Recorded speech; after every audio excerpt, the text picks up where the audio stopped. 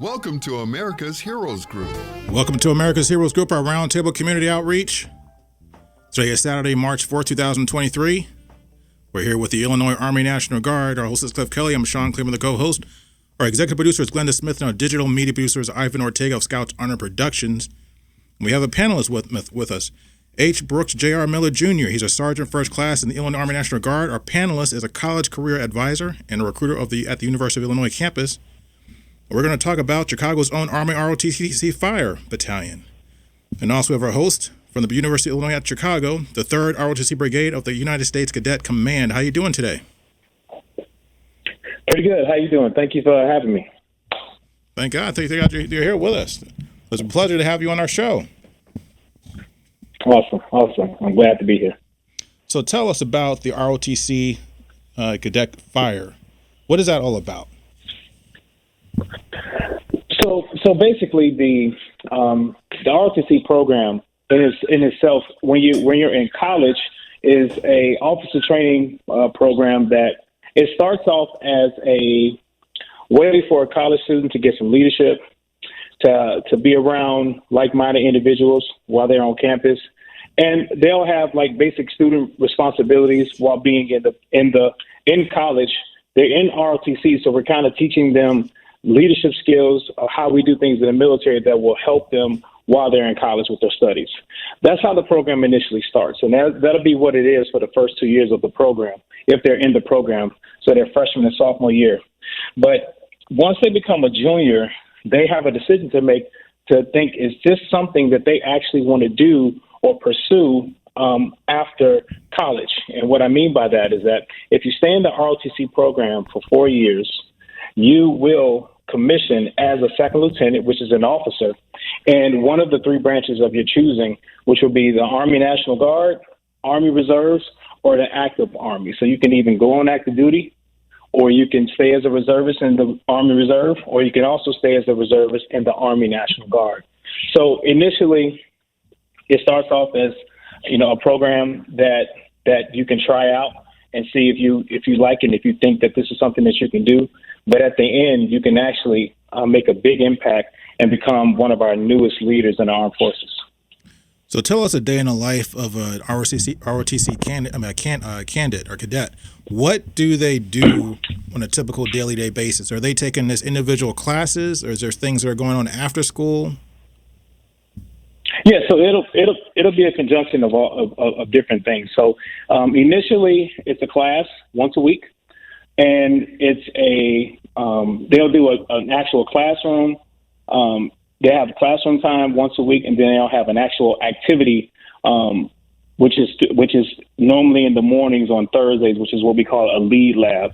So we give them basic instructions, or depending on whatever the instruction is that we're teaching, we'll give them those classes, and then they'll execute those strategies and implement the things that we've taught them during the lead lab once a week. So initially you go to class once a week, and then you have what we call a lead lab, where that's more of a practical day. It's more of it's a lab. So they actually implementing the things that they're taught.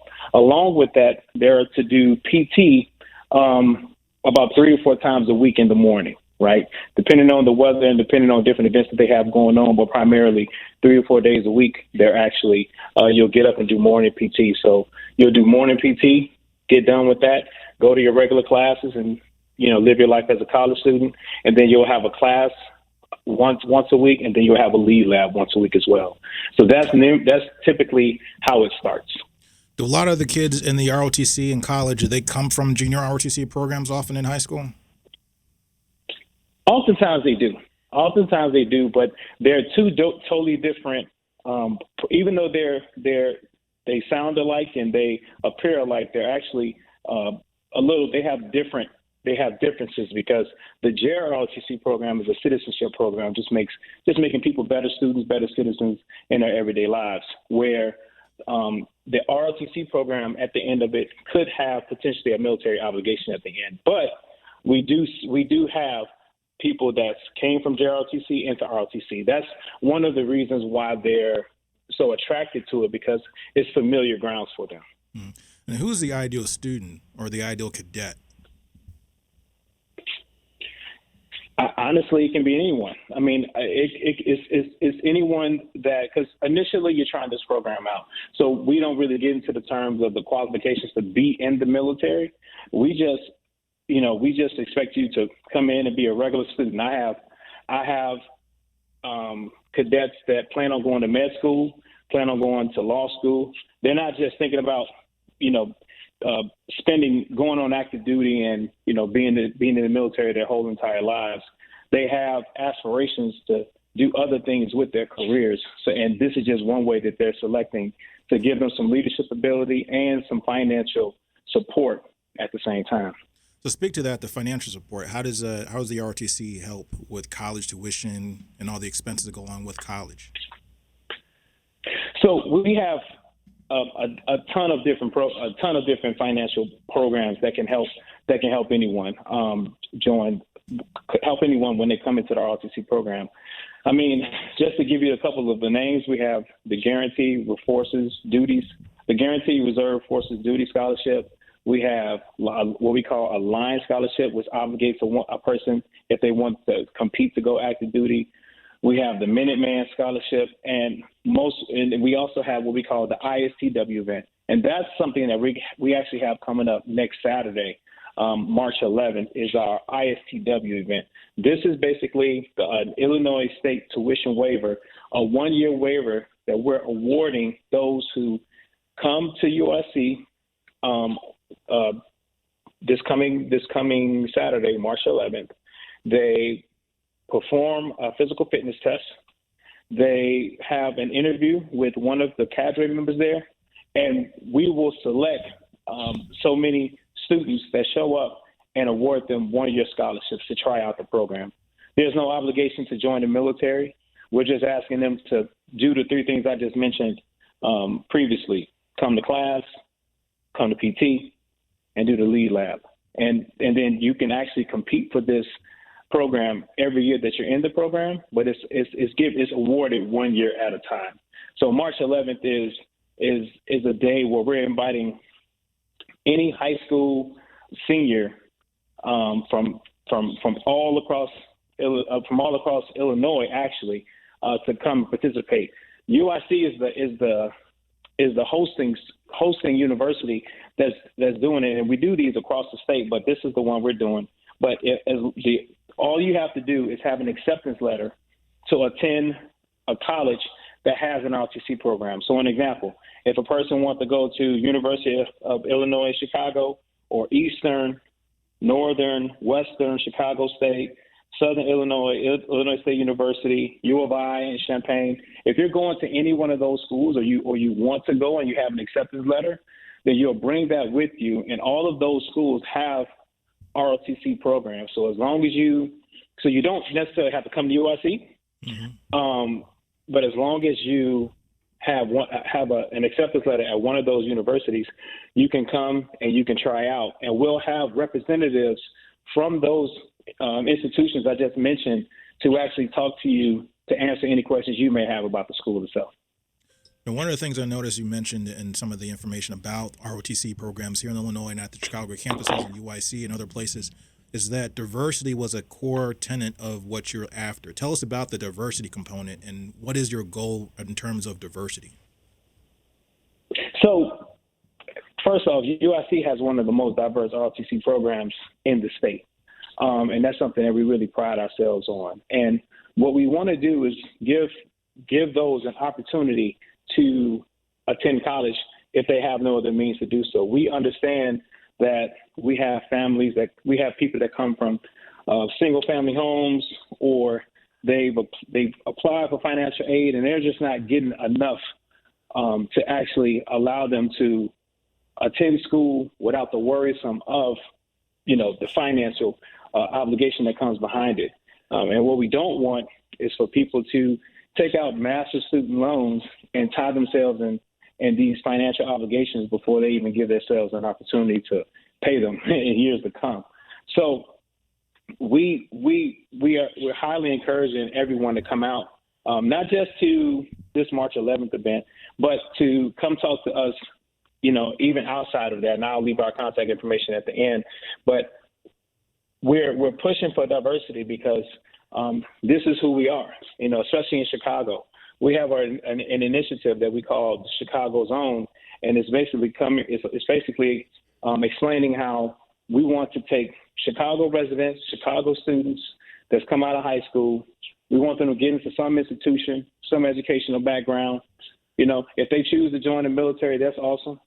And if they choose to join the ROTC program and become officers, we're returning that same student back to the community to do great things, right? We want them to progress in their, not just in a military career, but in their professional lives at the same time. And that's one of the benefits by joining reserve components and being in college. You can have the opportunity to build that military career and build a civilian career at the same exact time.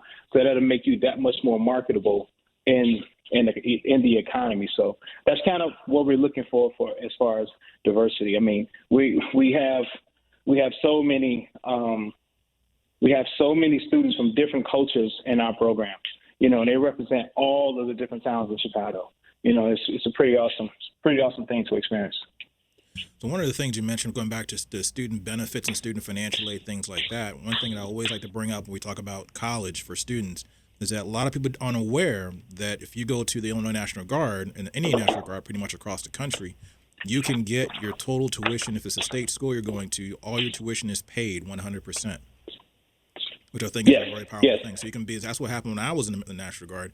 I went to a private school, so I didn't qualify for that program, but if you go to any state public school, you can get 100% tuition paid. And there's a GI Bill and other things like that. So if you can join the National Guard or join the reserve components, get educational benefits there, and still be in the ROTC programs. Yes, right? And the benefit, and that's absolutely correct. And I'm glad you mentioned that, because the benefit of doing both programs at the same exact time is that, like I mentioned earlier, I have students that's going to med school, that's going to law school. They have other aspirations outside of a bachelor's degree.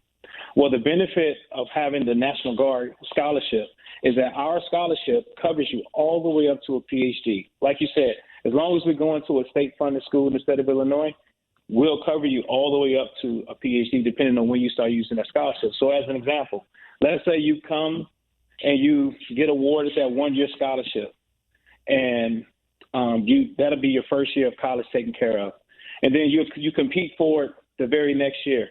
Okay, you're in the National Guard. Like, you decide to join the National Guard, but you still went out for the tryout. You got the ISCW scholarship the first year, you got it the second year, and then you say, you know what, I want to stay in this program, and I want to start using my National Guard grant at this time. So now you're only using 2 out of those 4 years of your National Guard scholarship to take care of that bachelor's degree, and you got 2 years left over to use towards a master's degree if that's how far you want to go. Or like we was just discussing, we have other scholarships inside the ROTC program, such as like the Minuteman, the JROTC, and the dedicated scholarship, and a line scholarship that can also give you a scholarship all the way up to your bachelor's degree. And you can actually hold that National Guard grant until you decide to actually use it. I have students in our program right now that are in the National Guard that's going to med school, and they already got it paid for. Wow. They've been awarded a scholarship inside ROTC, and they already have joined the National Guard, so they got that scholarship as well. So they basically have about 8 or 9 years of school already paid for, and now that all that they have to do is just implement. They just have to go out here and do it. The finances are taken care of. They just have to do their part, stay diligent, stay consistent, and just be motivated to push this thing through. But they basically can go through school debt-free if they choose to do so. And I think that's so powerful, because a lot of people have the idea that if they join an ROTC program that they have to go into the military. They have to be ready to be deployed as soon as they graduate from college. But the reality is that a lot of people that do the ROTC don't even go through the military. They just want that experience. Now, I'm going to ask you this question. Now, is how well does ROTC, because I was never in an ROTC program, but I was in the National Guard during college. Mm-hmm. How well does ROTC prepare you for the military? It prepares you a lot. It's pretty top notch. About 60 to, and I don't have the exact percentage right now because it always changes throughout the year. Every year, but about 60 to 70% of all officers in the military come out of an ROTC program, right? So if you think about all the officers that are in the Army Reserve, Army National Guard, or even in the active component, they all have attended an ROTC or an academy like West Point or something like that to actually, before they even serve. So majority of the officers come out of the ROTC program. So that tells you a little bit how good the program actually is. But if you actually make this obligation to stay in the program, then there's a little bit more obligation that you'll start doing. You'll start competing in different types of competitions that's military oriented, like ruck marches. You can go to airborne school, air assault school. You can go to military schools while being in ROTC. During each semester, we have what we call field training exercises. It's a FTX. So that's pretty much a buildup of everything you've learned that semester. All of those lead labs that you've learned, you're going to start implementing those things 1 week at a military installation, and we're going to send you through, depending on your level, we're going to send you through a series of exercises and team building strategies and activities that will see if you actually learn what you need to learn in order to move to the next level. I wish I knew that. It's pretty. I mean, to go to airborne school or to go to like air assault school while you're actually in college, and not have to do it while you're after you get out of basic or AIT. That would be amazing. I have cadets that got wings. Wow.